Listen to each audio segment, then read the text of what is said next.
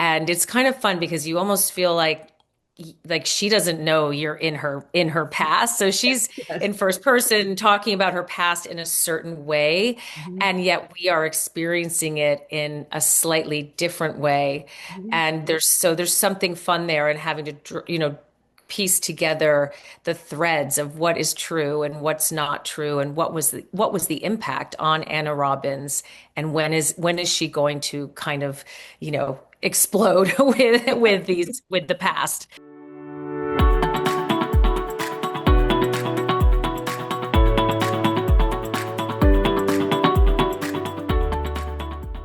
Welcome to our latest episode of Book Reporter Talks. To our guest today is Wendy Walker, and we are going to be talking about her thriller, Blade.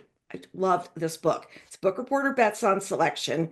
And we don't have our Book Reporter review yet as we're talking to Wendy. So I am going to share some praise that Blade has received. Let's start with Publishers Weekly. Walker's slick and satisfying latest is set in the ruthless world of competitive figure skating. The author is at the top of her game. And from Booklist, we've got a starred review. Walker builds suspense artfully. The author pivots and lutzes her way through a world she once knew well. And then we've got Ashley Elston, who's the author of First Lie Wins and The Anatomy of Lie. Fast paced and emotionally charged, Blade digs into the dark side of elite sports in this gripping thriller. And with that, welcome, Wendy. It's so good to see you.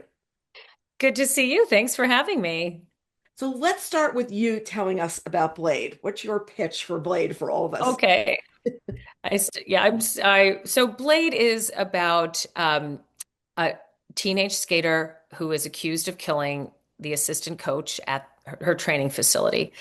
And the lawyer who returns to the same facility called the Palace to help get the story out of her. They haven't even filed charges yet, but they're trying to find out her story and why the evidence seems to be so stacked against her, is Ana Robbins.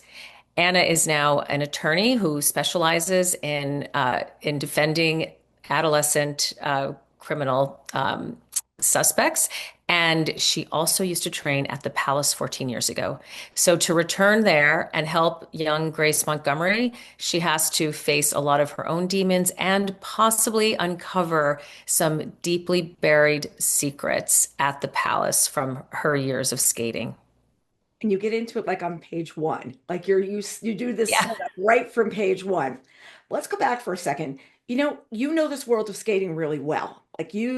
So talk to us about your experience in the skating world, which I've known you for a long time, and I knew you skated, but I didn't know this part of the story. Yeah, I skated many years ago, and this is my 10th thriller, so it I don't know why it, all of a sudden became a book that I wanted to write. I was encouraged by my agent to dive into this world that I experienced for my entire childhood. I skated. I think I must have been 6 or 7 when I started. And when I was 13, I went to live full time at a facility in Colorado with an Olympic level coach. And I lived in a dormitory there from ages 13 to 16. And they were very formative years. So when I left skating, I really never looked back. I, went on to college, law school, being a mom, being a lawyer, all of these things, and then being a writer, and never really dove into this world. But yes, I know it very well because I definitely lived it at a very, very important time in my life. Yeah, and we forget that these people are young girls, like how young they really are, and the pressure that's put on them. And so it's not the pressure of let's get into college. This is the pressure of can you do the triple Lutz? Can you do this? Yes. And you're competing not only with the whole world, you're competing with the girls you're in the dorm with. You're competing with every single person.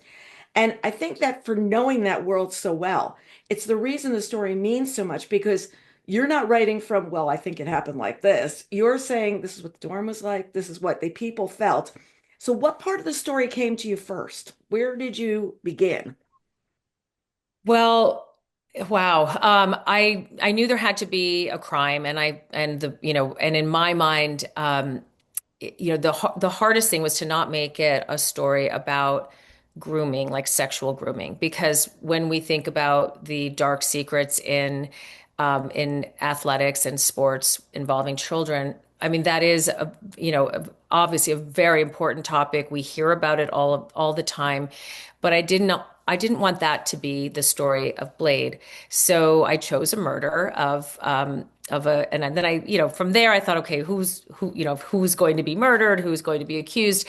But the first part of the story really came from the dual time frame. I really wanted to draw a connection between what happened in the past while someone was at this facility during these formative years and what her life looks like now. That connection between sort of childhood trauma and adult behavior and adult psychology.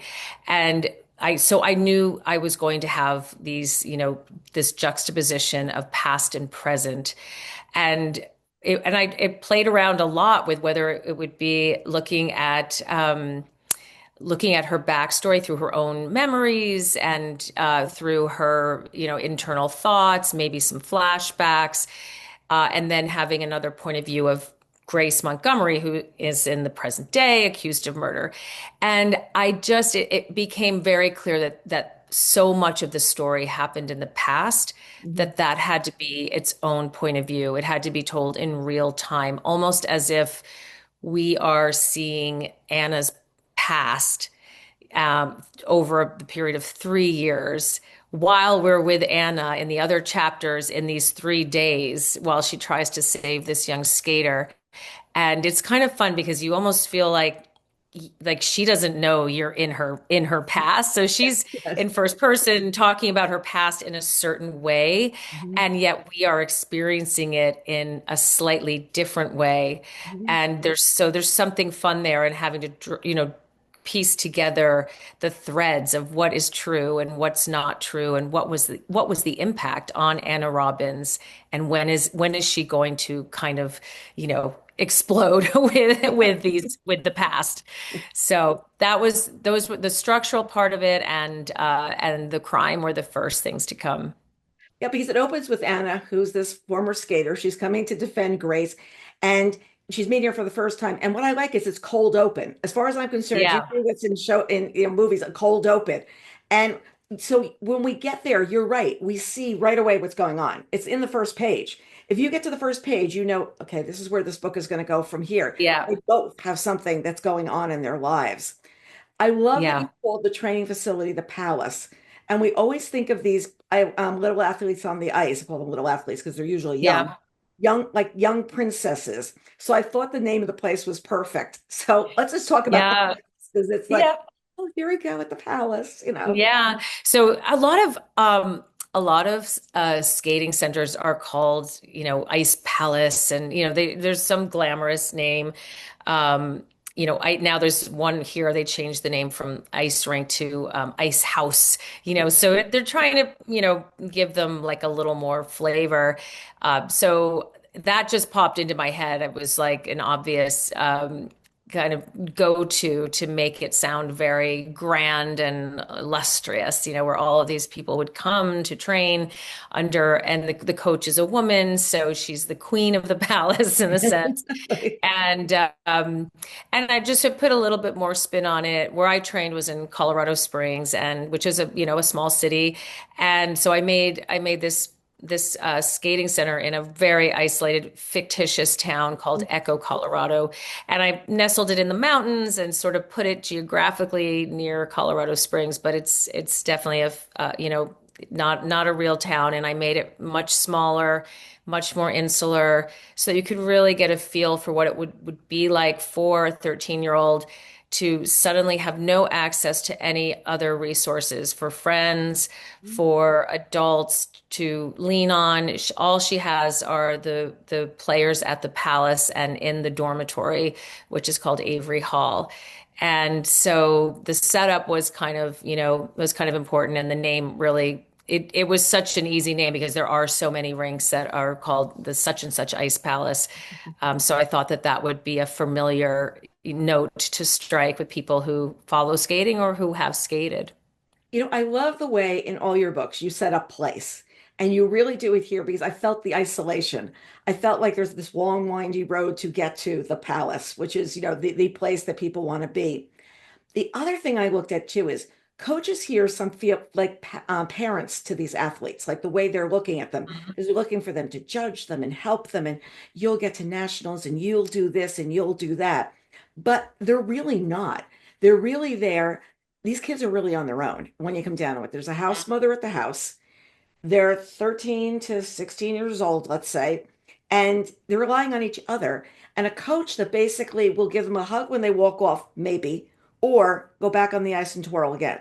Am I right? Like there's not that love. Yeah, I mean, there are some Yes. wonderful coaches out there. I had different coaches in my life, many years ago when I skated, and every coach has their own philosophy, personality, and theories about how to get the most out of each skater. Just like other coaches in our lives, just like parents, really. Some parents are authoritarian, others are more passive, and so you see that in coaching. My actual coach was just a very matter of fact, straight shooter. He was Italian. He had a heavy accent. He was a middle-aged man, and he just wore an overcoat and was just very formal and matter of fact about everything, which was good in a lot of ways, but it wasn't, for someone like me being on your own. He wasn't going to take me aside and say, "Hey, Wendy, how's school going? Like how's life in the dorm? You making friends? You settling in? Anything you want to talk about?" That wasn't really his role. But there was no one else there really, taking on that role. And so like in the book, I really, as well as the characters in the book, leaned on the girls around me and looking up to the older skaters who would sometimes, some of them living there full time, a lot of them coming in and out throughout my life there, and you lean on them for that. But every rink has its own dynamic, and every coach has a different way of coaching, and it's been interesting to watch skating over the years and to see you can almost tell when a skater gets off the ice, the kind of emotion that they have, the connection that they have with the coach right when they get off the ice, whether it was a good performance or a bad performance, and when the scores come in. And I always watch that. I find it fascinating to see, where those emotional connections are. So it's fascinating, really. And different skaters thrive with different types of attachments. You can see like they sit on the bench like this, waiting for the score to come in, and everybody looks up, and then everybody, Yeah. no matter how you do, it's like pat on the back, and it's like, oh, it's really Oh, so tough. yeah, I honestly like my heart is always in my throat every time I watch them watching their scores. It just doesn't matter who it is, whether, it doesn't matter. It's like it's such a moment. Uh it's just oh, it's tough. It's I was it's watching tough. some really sappy, I will think of the sappy thing on Netflix, like was a series recently about skating. And Yeah, yeah. I forget what it's called, but I've been watching it the last couple of nights because I like company when I'm working at night when everybody goes to bed. So I've got this family and they were going to lose the rink and all these kinds of things. And I'm watching, and I just think that it's one of those sports that most of us are not going to do. Most of us are never going to be professional skaters, but we've been on ice skates before. So you can sit Hmm. there and think, oh, look what they're doing. Look what's happening. But then you get behind the scenes. That's the part that's intriguing. Yeah, and it's, the book is really the skating is sort of the I don't know, the background of Mhm. and what has placed these girls in this situation is the skating and the structure that's there. But the guts of the book is really about their friendship and then the challenges that they face. So it's a little bit of like The Outsiders meets Lord of the Flies kind of feeling. Like what would happen if you took these girls and gave them really no oversight, no supervision, no support? no one to turn to. And then add to that the pressure of having this lifelong dream, wanting to achieve it, having all of their self-esteem tied up in this one thing. And then to have this woman be in control of that one thing. And so, of course, had to make her, make her kind of evil in a way. So Dawn is their coach, and she definitely is not sort of a warm and fuzzy coach. And she has these theories about fear. And in her mind, this is how she's going to get the best out of these skaters. It's a philosophy that that she believes in. And it's really, it's kind of like a cult almost atmosphere that she creates. So that's really the book is really about these tensions and these relationships that are going on in the life off of the ice. So, and the girls that are there without their parents are called orphans. Like they're the orphans Yeah. because there are parents, and then other people have their parents with them, and they're like the mom Yeah. managers. They're Yes. sitting there. They're at every practice. They're watching every turn. They think the coach is tough. They got the parents in the stands as well. So when you were there, I take it you were one of the orphans. You were not there I with. was, yes, and there weren't a lot of us. In my there were girls that would come for certain seasons of the year. There were some who were older and lived there, and they were typically the ice dancers, and they trained at night. So you would never see them. I don't know, they slept during the day, they skated late at night. They fit school in. Some of them were even 18 and older, so they were out of school. But yeah, I was an orphan. I lived there full time. I went home Thanksgiving, Christmas, and maybe a week in the summer. And Wow. then my dad or mom would come out for a visit somewhere in between. But I had four other siblings that, had to be taken care of. So um, it was difficult for them to come out there. But yeah, it was really strange to have these mini families. So a lot of the families would they'd send one parent, usually the mom, with the skater to Colorado Springs, and they would live in a rented condo. The rest of the family would be back home. Mhm. And the moms, they're away if they worked, they don't, they're away from their jobs, they're away from everything, and their whole life would become their skater, and they would sit in the stands Mhm. all day long watching the sessions and Mhm. talking, and I've been a mom, I've been a soccer mom, so I've been in the bleachers sitting there with the other parents screaming and yelling during the games. But this was so it was pretty intense. And for Mhm. those of us who didn't have parents there, there were some moms who were really supportive, and there were some who were not, who really, I felt, were actively sabotaging other skaters who were, competitors with their child. And that lesson was one that was really hard to learn, because Yeah. at 13 you just assume like every adult is looking out for a child, because that had been my experience. I had not encountered any adult that had not been looking out for me, if I needed it at school. And maybe I was very fortunate that way, but that was a rude awakening and a lesson to learn at that age. Like, oh, wait a minute. Like, you can't trust someone just because it's a parent or a mother or a grown up. Right. Uh, yeah. I've got to look at So it that's in the differently. book too. Yeah, it's And to true the though. wonderful skating moms out there, like, I know you're out there too, but that doesn't make for a juicy book. So No, that doesn't make for no, that doesn't make. I mean, you're just making me remember that when we were young, we had friends who were skating, and you immediately thought that they're skating and they're going to go to the Olympics. Like you forget all the yeah, steps that are in between. So when you're a parent and you have a 6, 7, or 8-year-old, it's well, first of all, every boy is going to play for the Yankees, going to play right. football. Everybody's going to play professional hockey, and all the girls are going straight to the Olympics. And Right. it's Yeah. just kind of interesting when you sit there and you realize, like, what the dreams Oh, are put up under like very young children to a large degree of what's going to happen. So yeah. we've got Anna now, she's back at the palace. And she's reliving what this was like. She's getting all these really tough memories are coming back in waves, Yes. in different places.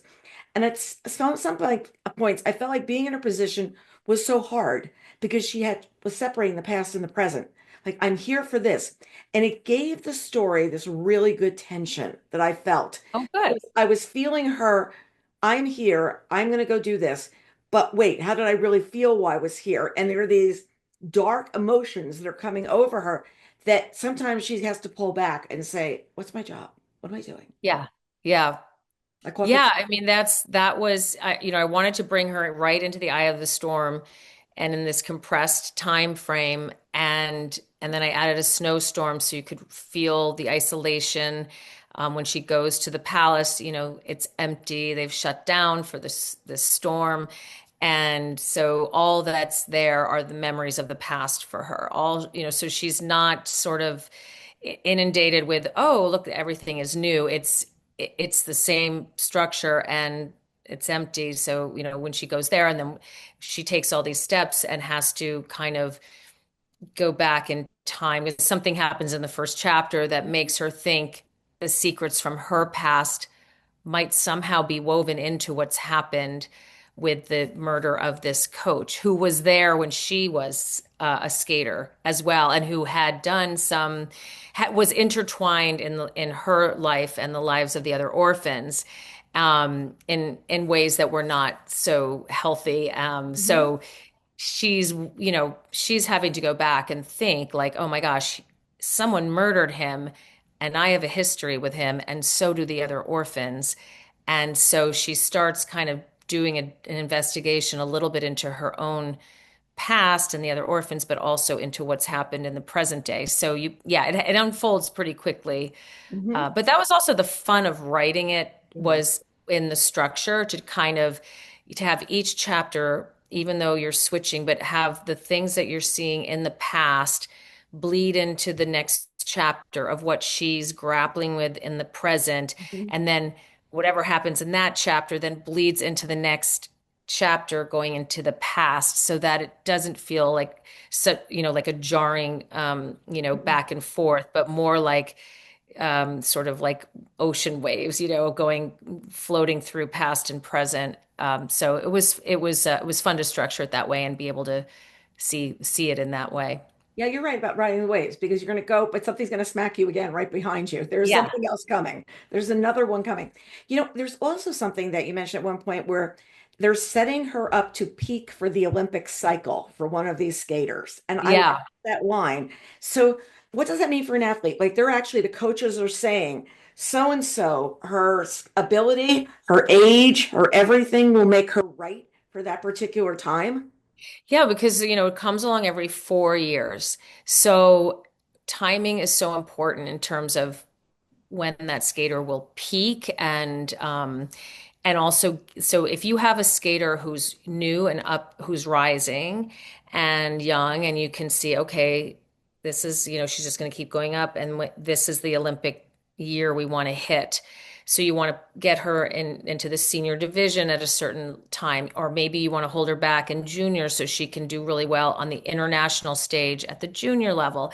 So there are all these strategic decisions that are made about when to have her reach the senior level and try to get into the international cycle, maybe make it to worlds possibly before, the year before the Olympics, so that the judges and so that everyone in the skating world is aware of that skater. It used to be much more subjective when I was skating. Those were the days when, all the judges would just hold up their card and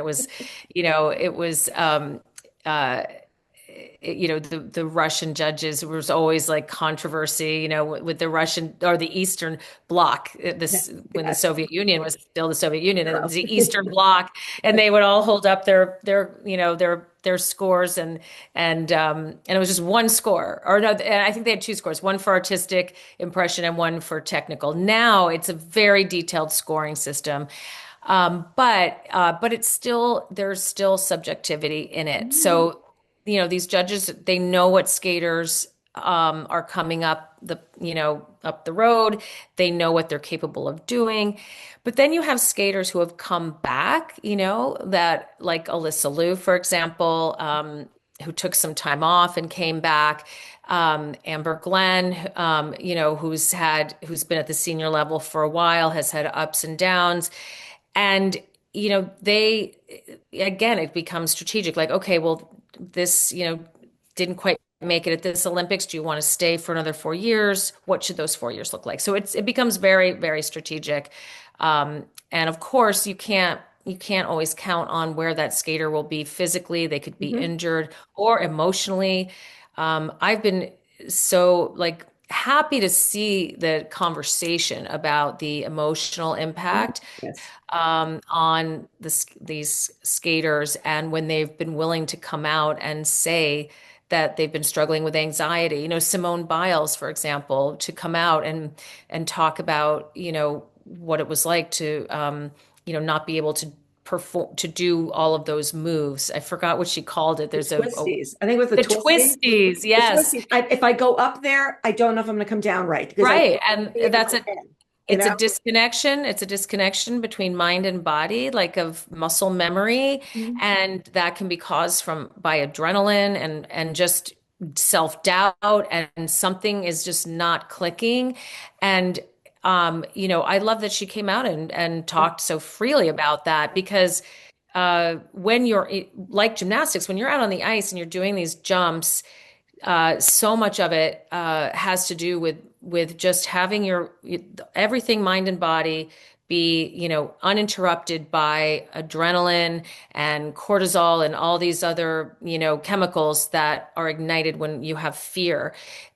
So it may not be quite as dangerous as gymnastics. And if you fall in skating, pairs is a lot scarier. But if you fall Mhm. in a jump, it hurts. But gymnastics, you can you can like break your neck literally. Really. So, but it's still, you want that skater to be able to go out there and be able to do their jumps during competition.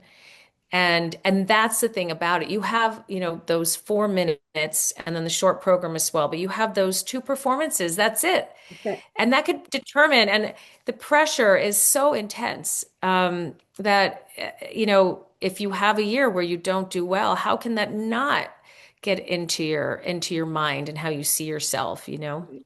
Well, it's like well, we've been following in skiing Lindsey Vonn, and Lindsey Vonn is coming back as the oldest athlete to be ever. And this morning, I just heard she got hurt, and it Oh no. to be able to, and she said, my Olympic dream is not over. I just saw a quote. But you're thinking about that somebody who resigned from the sport, decided they Yeah, want to do it, came back, has been winning to beat the band, which is crazy, given her old age of 40 something. I know, right? Yeah.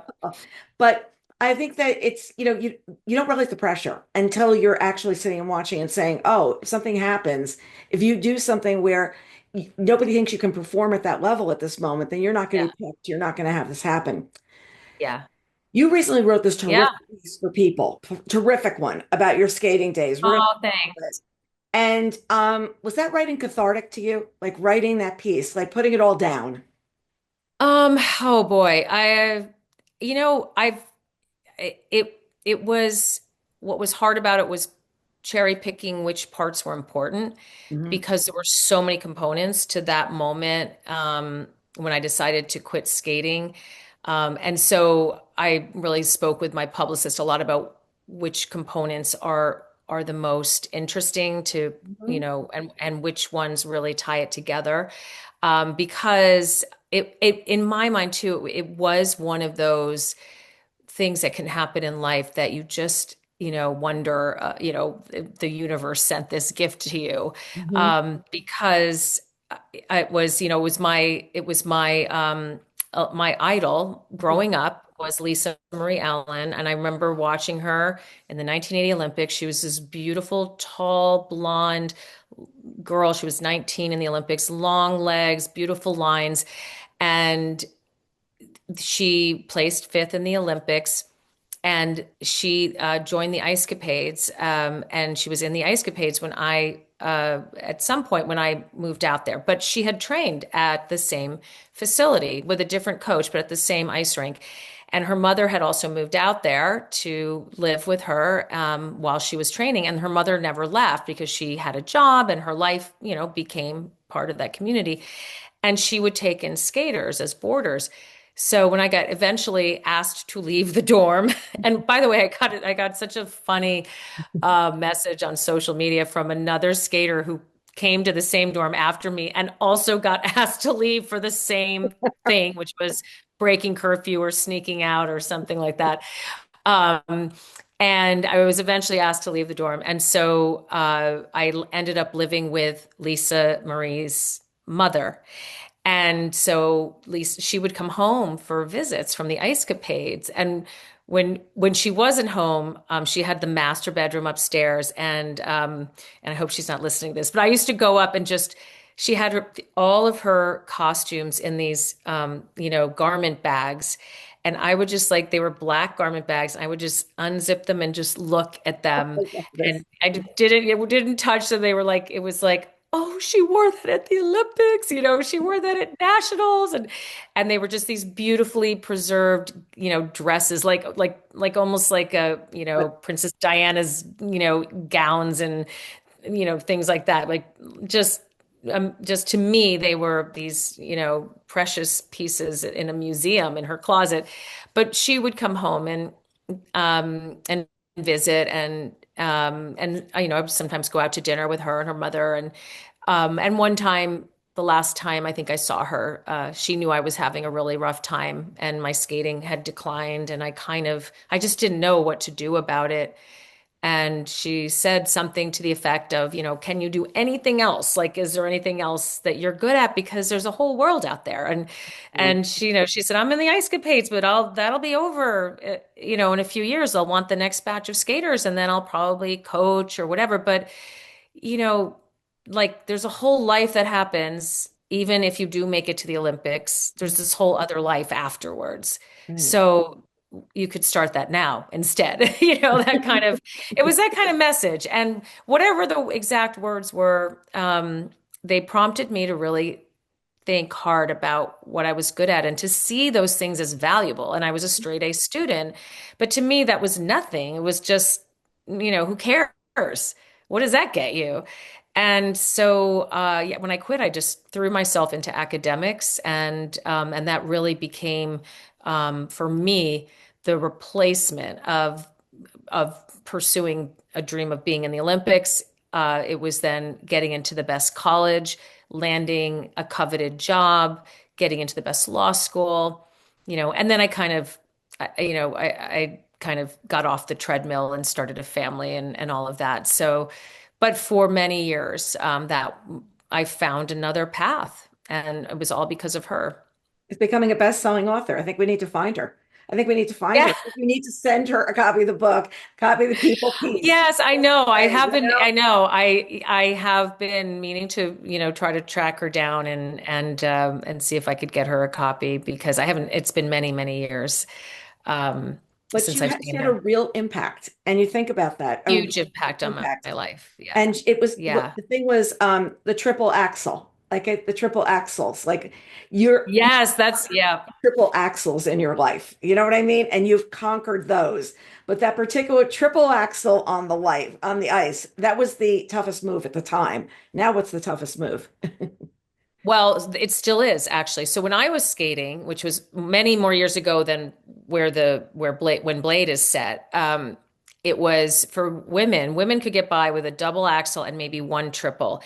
The men had to have a triple axle. That was like, to compete on the international stage, the men had to have the triple axle. There was only one man who could do a quad, Elvis Stoico from Canada, and he did a quad toe, and it was like, whoa, he was like, Ilya Malinin now, like who does all the quads and even a quad axle. But so now, and for many years, it has been the triple axle. So the women slowly started getting all the triples under their belt, then triple combinations, and now it's been the triple axle for many years. And it's in, from our country, we have one. I think only Amber Glenn is going to try a triple axel in the Olympics. I don't know. There maybe, if the others will include them or try to get them under their belt. But at nationals, she was the only one to even attempt one. And the men all have to have quads. They have to have some quads. It's just, there are only so many points you can get by doing numerous triples because the men who are doing the quads are automatically getting the points for the quad, which are higher. So it's still the triple axel, which is why I wrote about it in Blade, because 14 years ago it was the triple axel. It's still the triple axel. So hopefully that will be kind of an interesting, part of the story for people who follow skating. Well, I tell you something, I would like to watch the Olympics with you because you would sit there and go, oh, Ah, wow, look what just happened there. Because you'll mention these things, and I'm like, and you know them for those 2 weeks that we're watching the Olympics, and then the double, double, triple, triple, like for what? And the yep. commentators are telling us, and I'm like, I think I have to rewind and see what the double, double is. Really funny.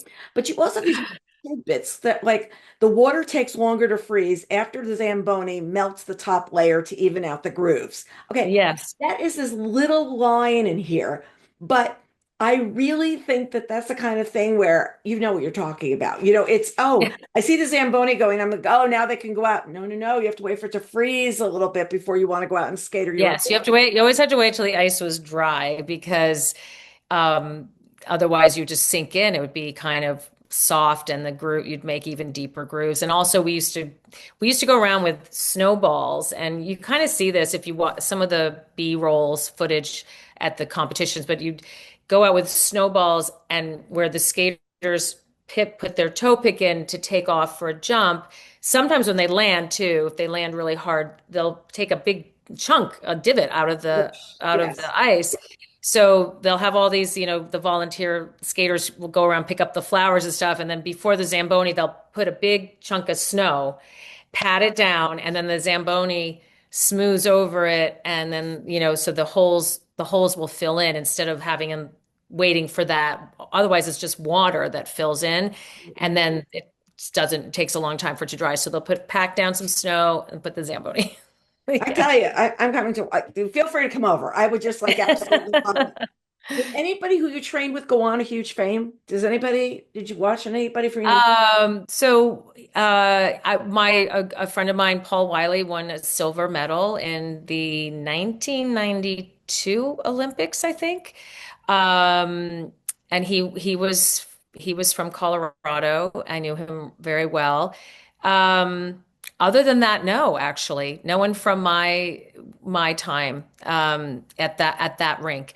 So Nancy Kerrigan was a friend of his, but she trained in Boston. And yeah, no, nobody. It Yeah, was yeah, I know it's interesting, right?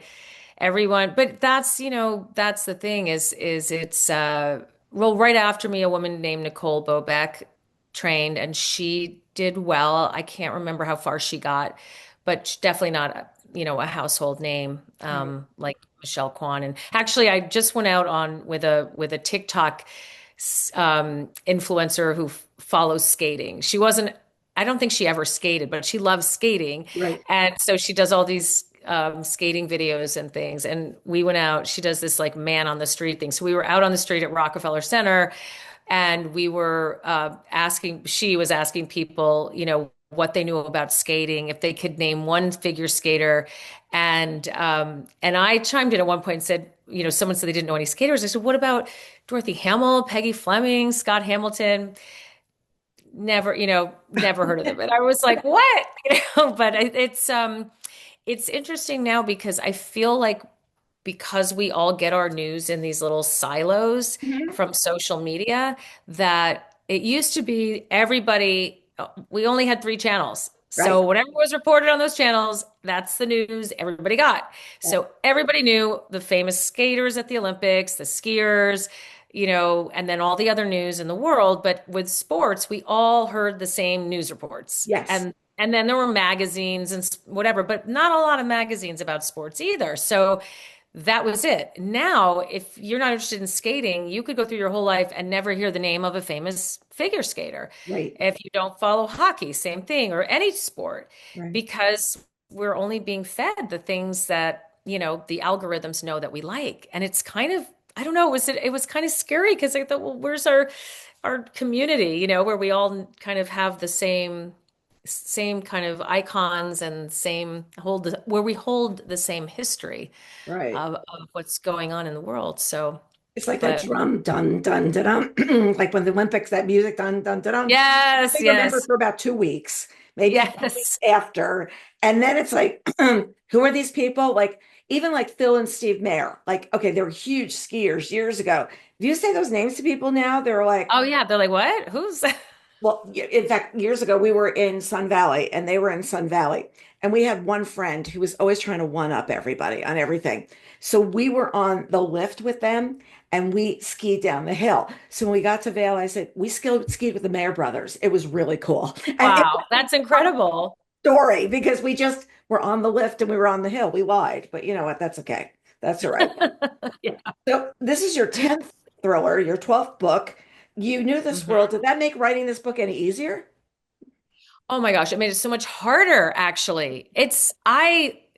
When you know something really well, not just like a place or a sport, but when you know the emotional things that you want to bring out in the story, it was much harder because and I relied a lot on my agent, and my editors to figure out first of all, how much description Mhm. is is needed for the story and interesting without slowing the story down. And that's always a challenge when you're writing a book and I always try to have some psychology in my books, and Mhm. it's always that little trying to describe it enough, but that is interesting, but keep the plot moving.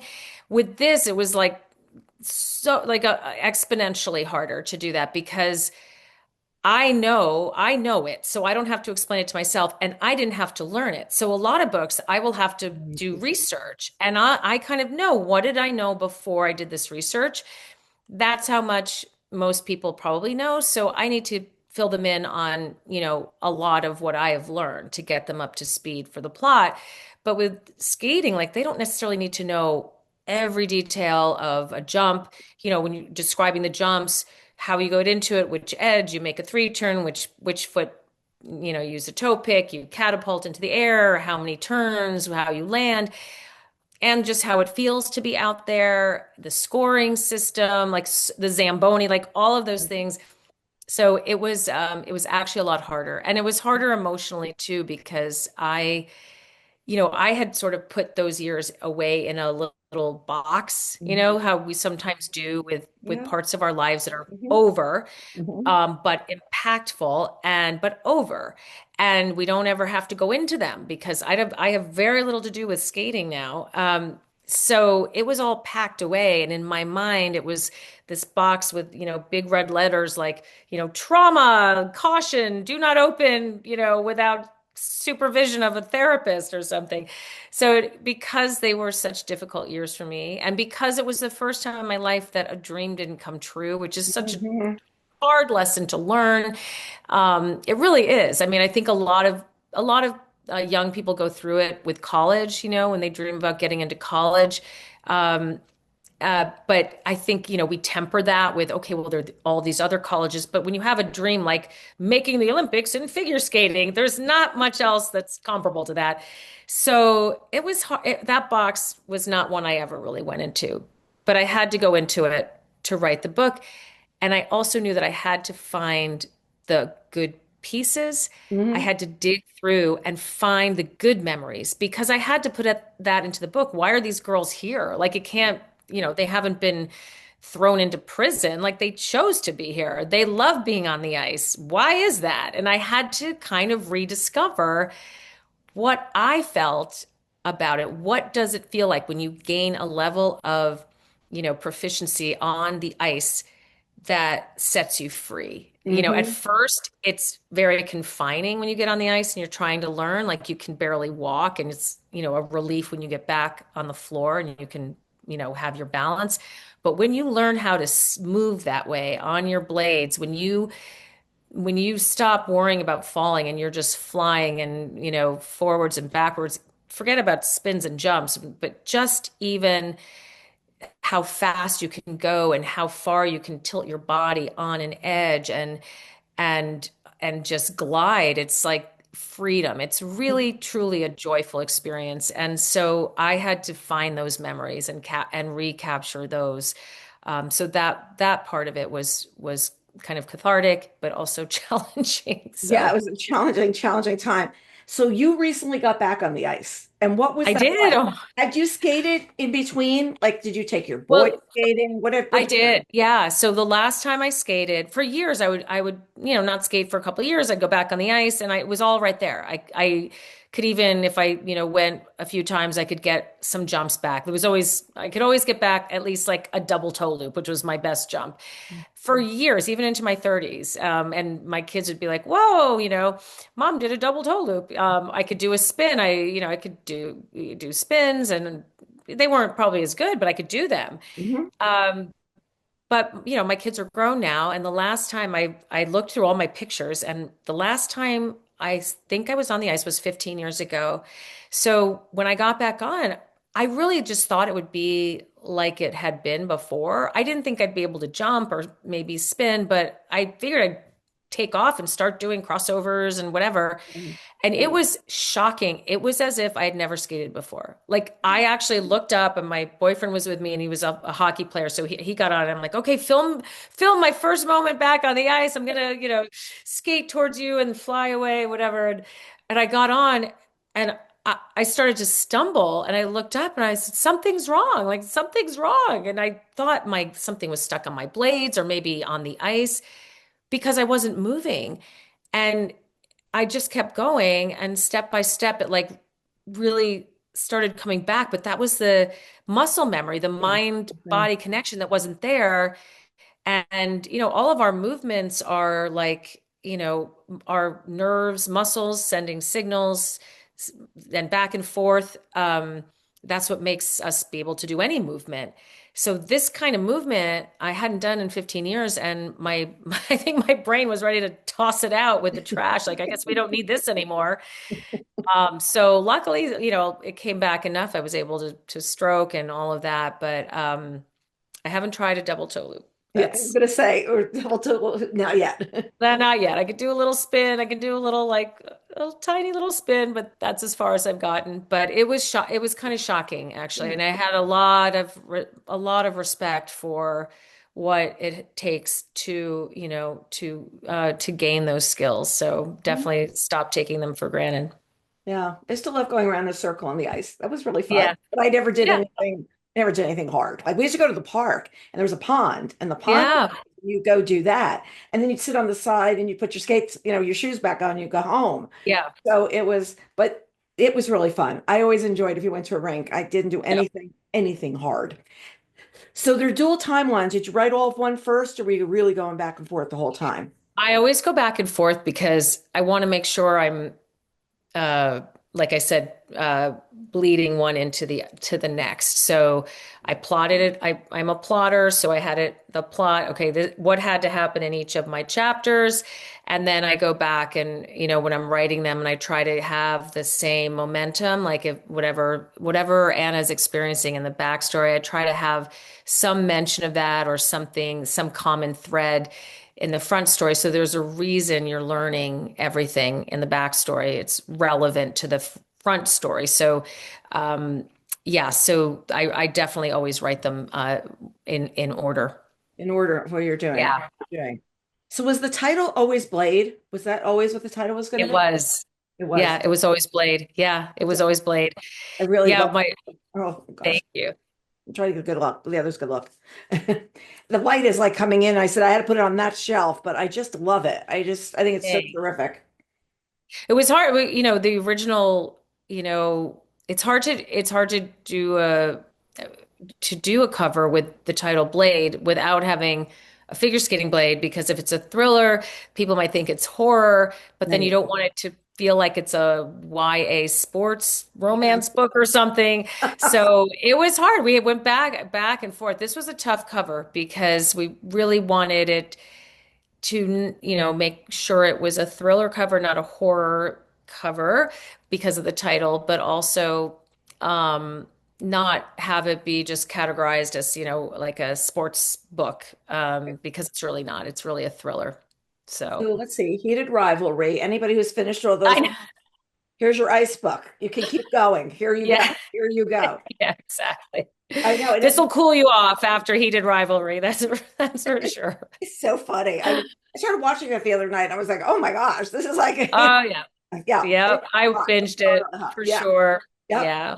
But like that book, how that, or at least the series, I haven't read the books yet, but the really hockey is the backdrop for the romance, right. and skating is really the backdrop for the crime and the things that happened and the reason for the crime. So, yeah. It's not like everybody's going to be running to the hockey rink. No, Yeah, that's not what's exactly. going to be happening. That's not going to be happening.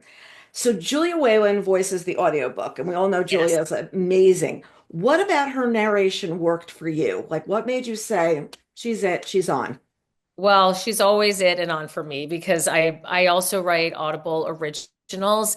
So I have I guess I've worked Julie's been on four or five of my novels, and the ones now she's my go-to because her versatility is incredible. So she was in Mad Love, which is a piece I did for Audible, and she was amazing in that. And then for The Room Next Door, which was my last Audible original that came out in October, we cast her in a very complicated role. The character is probably the most duplicitous. She's somewhat unreliable in her narration, and there are some surprises that happen. So she was so brilliant at capturing all of the different aspects of this character. And so she was my go-to for playing Anna. And then we also brought in for the backstory when Anna's younger, a wonderful actress named BB Wood. And then there's these little chapters that are interview sessions with a prosecutor that happen sort of a little bit in the future after the crime has been solved. And you get to in the audio version, you get to hear the dialogue, the back and forth with the prosecutor and the witness, performed by actors. So it's kind of fun. So you get something in the audiobook that you can't get on the page if you love audiobooks, or some people like to do both. And those little segments are really, really fun to listen to. And it's fun because for you, you've actually been producing these audios as well. It's Yeah. not like you're just writing the story. So you're sitting down and you've got how long is an audio short compared to a book? Is it 100 pages?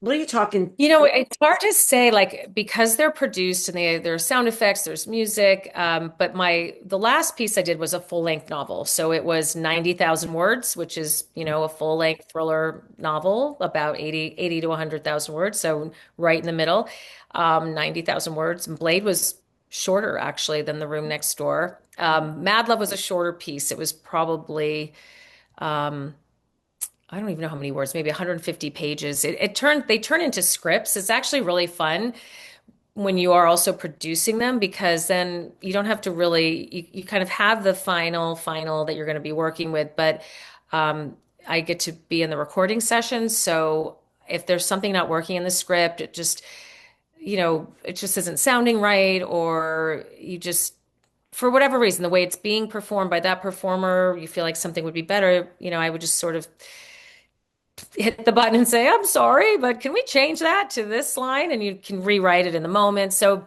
the manuscript really becomes a working script in when I'm producing them. So it's a lot of fun. And but the shorts are usually between 3 and 4 hours to listen to. But the last one I did was 9.5 hours. So a full length. Full Yeah. production. I'm so proud because Yeah. it's just something different. Like for you to be the producer as well. Yeah. You think differently as you're writing because you realize somebody's going to be reading this later. Do you read aloud? Do you read your book aloud to hear how it sounds? Sometimes I do when I'm doing it for audio. So the pieces I write for Audible, I I write them to be listened to. I write them with very like a lot of different tools than what I use to write a novel. They definitely have come into my novel writing. I'm very conscious now of how many dialogue tags I have. He said, she said. I'm very, things that are not necessarily essential for the reading experience, but we're just used to kind of throwing in when we're writing. And it's just made me, I definitely write my print books for print, and my audiobooks for audio. And I have different tools for each, but there's certainly an awareness. And with Blade, with these little interview chapters, I didn't put them in for the audiobook. I needed them because there was some information I wanted the readers to have before they could Okay. kind of be in either of the narrated chapters, but it worked out beautifully for the audio to have them fully cast and sort of be like little scripted moments in the book. It's like you could teach a course in this of because that he said, she said, I tell you, it'll make you absolutely cuckoo when you're listening to an audiobook. And it's Yeah, and it's he said hard. It's this hard and he for said that, and they went there, and that's what happened. And you're just there like, oh my, he said, she said, they went, and I'm okay, I got it. yeah. And you don't really think about Yeah. it. You weren't reading aloud. And some people said they read their book aloud and they realize they said that sentence, like that word, like Oh, 3 times, and like enough with the word. yeah, that happens too. And I'm always surprised when I listen to them in production and I'm like, oh my God, I use that same word and I try so hard. It's one of my pet peeves. Mhm. And it happens to the best of us. It's the It best of us. does. It's the best of us. Yeah. So, okay, so beyond touring for this book, which you're going to be doing, and talking about this book and watching the Olympics, I actually was Yes. writing down the skating days on my calendar. Like, Oh, don't good. want to do Yes. anything those nights. And I can't Yes. Don't remember do anything those long, nights. long. No, what time is it going to be? Like, you've got to figure all that stuff out. Like, when are we going to Oh, know yeah. Yeah. things like that? Yeah, thank you for reminding me. I'm going to go through. You have to go through the schedule for I guess it's on NBC and Yeah, I Peacock. think I have it's to like go the through 8th, and 9th, marking or out my 9th. calendar for Yeah, all of the coverage. I think it was the 8th, 9th, 14th. I don't know, but I have to go back and look. But I was Yeah, marking all this down because of what you're going to want to see. And I think their coverage yeah, is also so much fun because they usually have, what is it? so fun. Yeah, I think Yes, the announcers, and they're really, I think they're coming back. Carol Lipinski and Johnny Weir. Totally, Yeah, totally good. And it like over the top fun. So yeah, are you working on a next book at this point? I mean, Carol, come on. I am. A couple audio originals. She's done this book. She's gone back on the ice. I mean, let's go. And she's been Yeah, watching anybody, if you were watching the Nationals with her, she was giving you play by play. So, I mean, come on, people. I mean, if she's going to be on for those Olympic nights, got to watch this. yes, What I'm. are you Yes, working on something else yet? Or come yeah. on. I have a new novel that's I'm doing a revision right now, and so it's drafted. I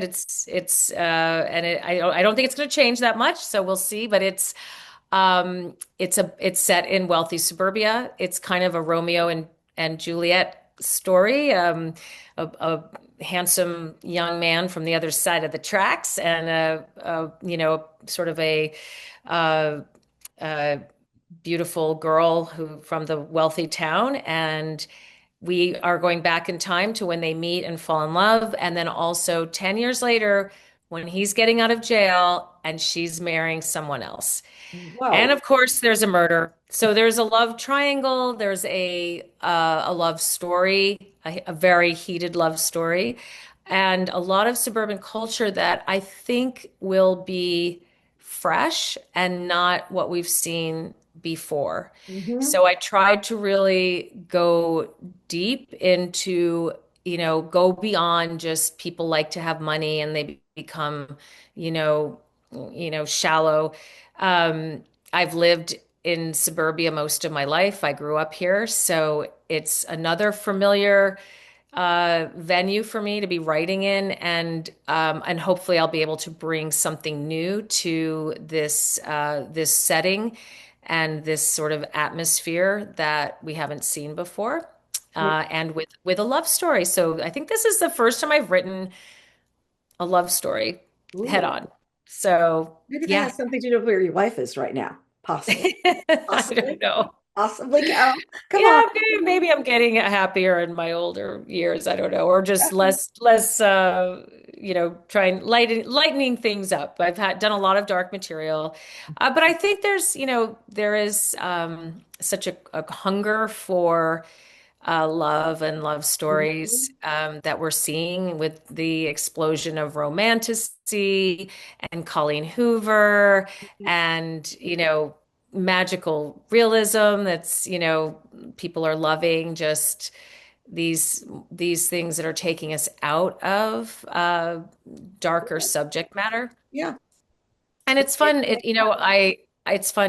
was fun to write. So yeah, I really enjoyed it. And now I'm in edits and I don't know that we've decided on a title, so I'm not going to fully announce that yet, but it should be coming out next year. And I also am going to be doing another Audible original. So I will be starting on that and probably in the spring. I'm not quite sure what the timing will be, but hopefully not so close this time. This has been a lot. This A has been a book lot. This has been last October couple of and like January and boom, boom, February. boom. It's Yeah. yeah, This is it's what's been a going lot. on. And Promoting, writing, yeah. and with Maycob in the hunting ground, you've got there's experience that we could go a little darker. We can go a little darker. Yes, yes, that is true. Yes. Yeah, I love what she did with that. It's really fun. So, Thank you so much for joining us. As always, it's been great. thank I think of you. you when I see people on the ice. And wait, one second, one more thing. Did you have to have that Dorothy Hamill cut? Like, did everybody have their hair cut like that when you were on the ice? I I chose to because I was a skater and I had to have the Dorothy Hamill haircut. So I had it for until I was about I think I started growing it out when I was maybe 11. Okay, Um, And growing out a Dorothy Hamill haircut that's a long is time. tough business because you especially when you're skating because it's all different lengths, it's all layered, and you have bobby pins everywhere. So yeah, I but went yeah, I the dug whole out all route. those old pictures and I was like, there's the Dorothy Hamill haircut. See, she took the whole thing full bore, everybody. She's She really did. She was ahead experienced of her time in being in setting styles, in setting styles. athletes setting styles. Yeah, for sure. Thank you so much. I look forward to seeing you in person soon. And Yes, me too. thanks for joining us. And to everybody else, look forward to seeing you next time on Book Reporter Talks too.